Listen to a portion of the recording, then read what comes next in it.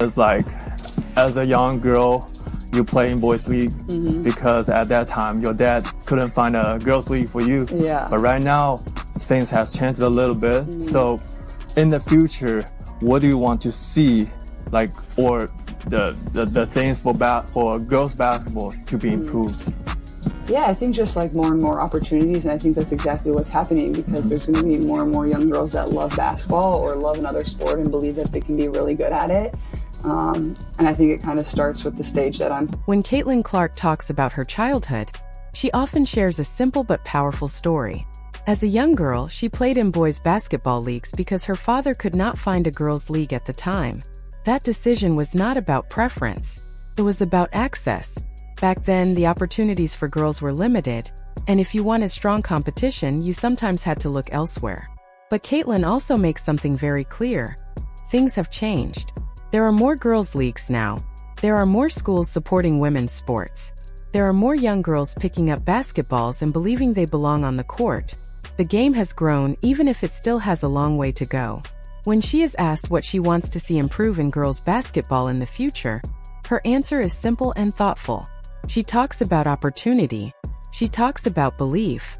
She talks about young girls discovering a sport, loving it, and feeling confident that they can become great at it. She does not frame it as a problem. She frames it as a process that is already happening.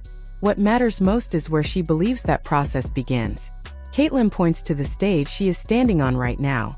The visibility, the platform, the chance for young girls, not just in the United States but around the world, to see women playing basketball at the highest level. That answer alone says a lot, but what is even more interesting is what she does not say. She does not mention social media drama. She does not talk about rookie hazing. She does not address the constant debates about her popularity or the criticism she received from veteran players earlier in the season. None of that appears in her response. Instead, she talks about global exposure. She talks about television. She talks about kids who have never held a basketball yet. That contrast tells you everything you need to know about Caitlin Clark. While much of the conversation around the WNBA over the past 8 months has focused on controversy, conflict, and online arguments, Caitlin has been focused somewhere else entirely. She is thinking long-term. She is thinking globally. She is thinking about impact, not noise. That mindset helps explain why Nike's timing with her first major commercial mattered so much. On Christmas Day 2024, the sports world was already packed. NBA games filled the day. The NFL aired a highly anticipated matchup between the Cowboys and the Commanders. Millions of casual sports fans were watching, not just die-hard basketball followers. In the middle of all that, Nike dropped its first major Caitlin Clark commercial during the third quarter of that NFL game. That was not an accident. That was strategy. Nike chose one of the biggest sports viewing days of the year to position Caitlin Clark, not just as a WNBA player, but as a global sports figure. The ad leaned into her signature skill, her ability to hit deep three-pointers from nearly anywhere on the court. The tagline, "From Anywhere," captured both her shooting range and her growing influence. Fans noticed immediately. Many people said it was the best Nike commercial they had seen in years. Others asked the obvious question: why did it take so long? What made the timing even more interesting was what happened the very next day. An interview Caitlin had done with Chinese content creator Teller Tong was released on December 26. In that interview, she talked about growing women's basketball worldwide. She talked about reaching fans in places like China. She talked about giving young girls a chance to see professional players and dream bigger. The message of the interview and the message of the commercial aligned perfectly. Nike showed her as a global icon. Caitlin spoke like one. That alignment revealed something important. Caitlin understands exactly why she is in this position. She knows the opportunities exist. She has never claimed otherwise. Even in small towns, even in rural areas, girls' basketball programs are often there. She has mentioned schools with only a few hundred students still having full girls' teams and talented players. The issue was never the absence of basketball. The issue was the absence of visibility. Young girls need to see women playing at the highest level. They need to see packed arenas, national TV broadcasts, major endorsements, and commercials airing during NFL games. They need proof that this path leads somewhere big. Caitlyn understands that her role is not to argue with critics or respond to every headline. Her role is to perform at a level that cannot be ignored, to be visible, to be successful, to make it impossible for the next generation to doubt what is possible. That is why the WNBA needs to pay close attention. Caitlyn Clark is not just another star. She is a draw. She brings eyes, attention, and energy. When she plays, arenas fill up. Ratings jump. Conversations expand beyond the usual audience. That kind of influence is rare, and it should be respected. The Nike commercial only highlighted what fans already knew. People reacted strongly because it felt overdue. Caitlyn was drafted first overall in April 2024. From the moment she stepped into the league, she became the biggest story in women's basketball. Her debut games broke viewership records. Every road game felt like a home game because fans showed up everywhere. Nike had signed her early. They knew what they had. Yet they waited 8 months to release a major ad. That delay raised questions. Not about the quality of the commercial, which was excellent, but about timing. The cultural moment was already happening in April. That was when the attention was at its peak. That was when every sports outlet was talking about her daily. Other brands moved faster. State Farm, one of her sponsors, began running ads almost immediately. When State Farm's official account commented on Nike's commercial, even that felt symbolic. One brand that moved quickly acknowledging another that waited. Fan reactions went beyond praise. They started imagining what could come next. Some suggested recreating classic Nike commercials with Caitlyn alongside legends like Michael Jordan and Larry Bird. Others joked about a Caitlyn Clark version of Space Jam. Surprisingly, that idea does not sound unrealistic. The original Space Jam worked because Michael Jordan was bigger than basketball at the time. He represented culture, confidence, and fun. A Caitlyn Clark version today would not feel forced. She is still new. Her rise still feels authentic. Her story still feels earned. That freshness matters. Comparisons to Larry Bird also make sense. Like Bird, Caitlyn is known for her shooting range, confidence, and ability to back up her words with performance. A campaign featuring different generations of shooters would not just sell shoes. It would tell a story about the evolution of the game. In the end, fans all seemed to agree on one thing. The commercial was great. The message was strong. Just should have come sooner. But even with that delay, Caitlyn Clark continues to move forward with clarity and purpose. She is not distracted by short-term drama. She is building something bigger. And if the future of women's basketball looks brighter, a large part of that will be because she kept her focus exactly where it needed to be. Even though Nike's commercial featuring Caitlyn Clark was very well made, it is hard to say the company handled this situation the right way. Yes, the ad looks great. Yes, it connects emotionally. And yes, fans clearly loved it. But the frustration people feel is still fair, because this moment should have happened much earlier. The commercial that Nike released on Christmas Day in 2024 could have easily been created and aired during Caitlyn Clark's very first month in the WNBA.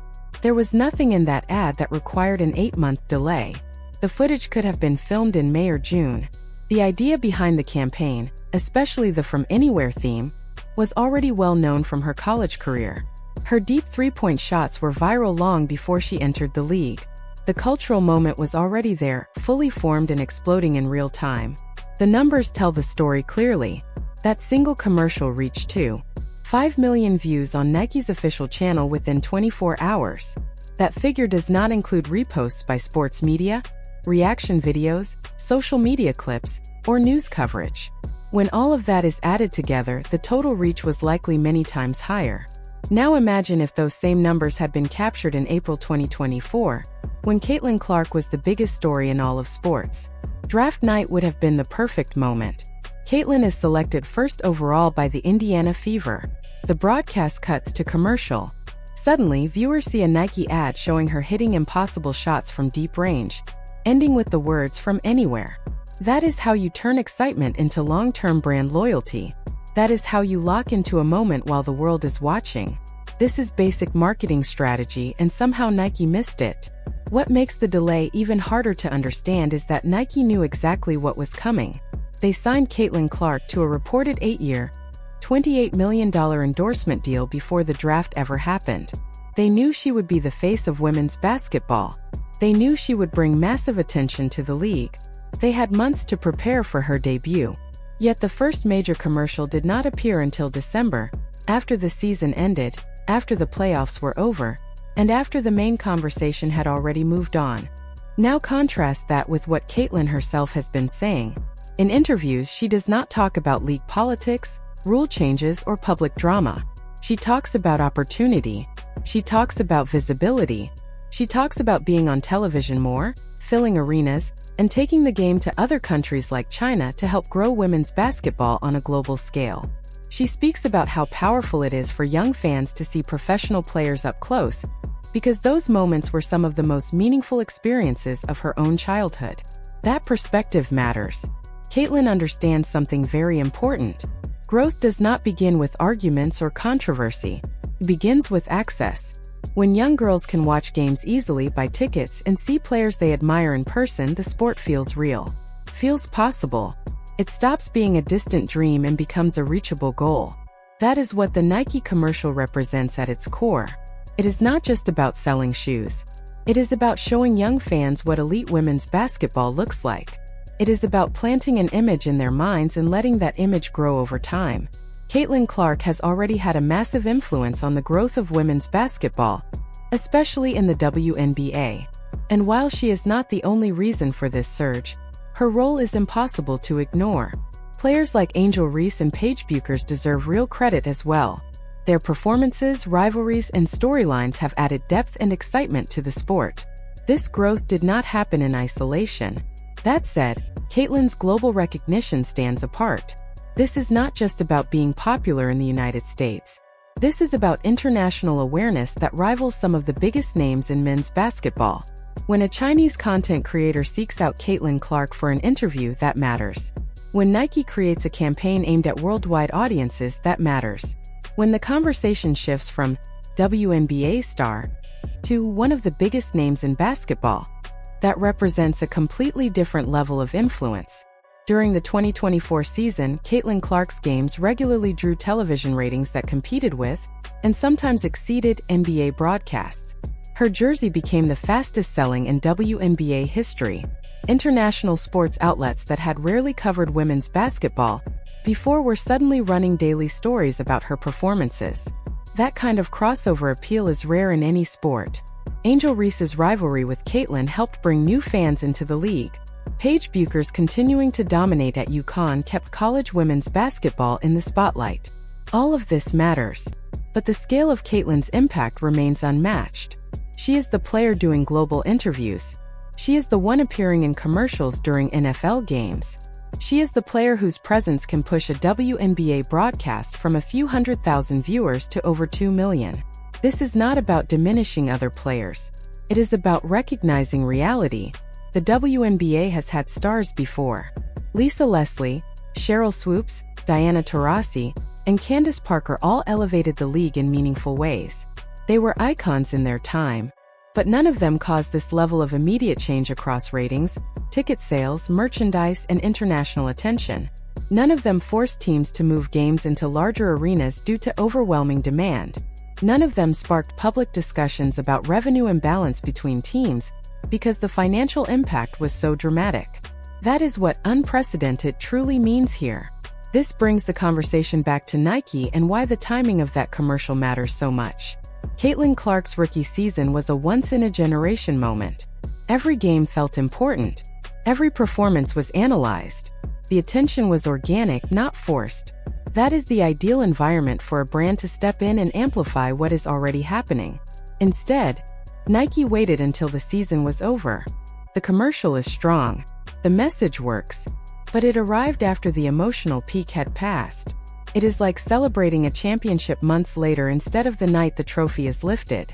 People will still care, but the intensity is gone. Here is the part that should concern the WNBA and its partners the most. Caitlin Clark will not always be new. Her rookie season energy cannot be recreated. Year 2 will still draw interest, but it will feel different. By year 3, she will be an established veteran, and the spotlight will start shifting to the next rising star. That is why timing is everything. You only get one rookie season. You only get one moment when the entire sports world is watching to see if the hype is real. Nike had a chance to be fully present in that moment, and they arrived late. The positive news is that Caitlyn's star power is strong enough that the commercial still performed extremely well. Millions of views in a single day prove that fans still care deeply. But it is hard not to wonder what could have happened if that ad had dropped in April or May, right as she was breaking records and leading the Fever back into relevance. Looking ahead, Caitlyn has already outlined the path forward. More national TV games, more international exposure, better production quality, stronger marketing. Most importantly, faster action when the moment arrives. The growth of women's basketball is real, but to sustain it, the league and its partners must learn to move with urgency, not hesitation. Moments like Caitlin Clark's rookie season do not come around often. When they do, you cannot afford to wait.